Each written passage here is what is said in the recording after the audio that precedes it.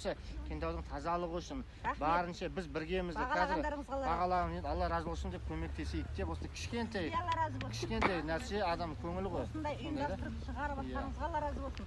Қыздар, сендерге дендерің сау болсын, оқуларыңды бітіріп, жемістерін жеңіздер.